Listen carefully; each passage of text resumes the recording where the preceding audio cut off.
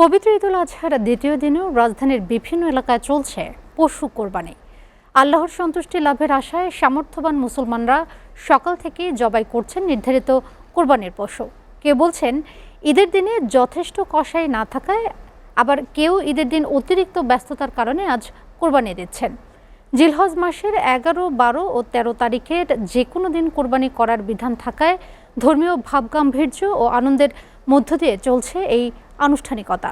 হাসিবুল ইসলাম শান্তর প্রতিবেদন।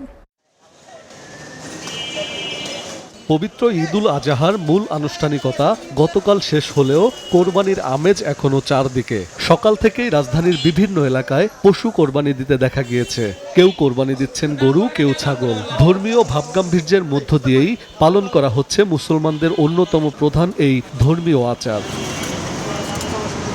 কেউ পারিবারিক রীতি অনুযায়ী দ্বিতীয় দিনে কোরবানি করছেন, আবার কেউ ঈদের দিন কসাই না পাওয়ায় কিংবা অতিরিক্ত ব্যস্ততার কারণে আজ পশু জবাই করছেন। আত্মীয় স্বজন অনেকে গরু জবাই করে, ওদের সাথে সময় দিতে হয়, আর আমাদের কসাইয়ের স্বল্পতা থাকে। কাল রাশা বেশি ছিল, কসাই পাওয়াটা একটু মুশকিল হয়ে গিয়েছিল, তো সেক্ষেত্রে আমরা দ্বিতীয় দিন বেছে নিয়েছি যাতে রাশটা কম থাকে।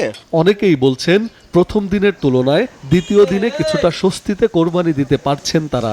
আজ কসাইদের পারিশ্রমিক কিছুটা কম হওয়ায় মধ্যবিত্ত অনেকের জন্যই এটি সুবিধাজনক হয়েছে। আসলে সবাই তো একসাথে দিতে গেলে দেখা যায় যে অনেক ঝামেলা হয় রাস্তায়। এখন তো ঢাকা শহরের যে পরিবেশ, এই জন্য রাস্তায় কেটে পরিষ্কার করতেও সময় লাগে, এই জন্য পার্ট বাই পার্ট মানুষ জিতছে আর কি।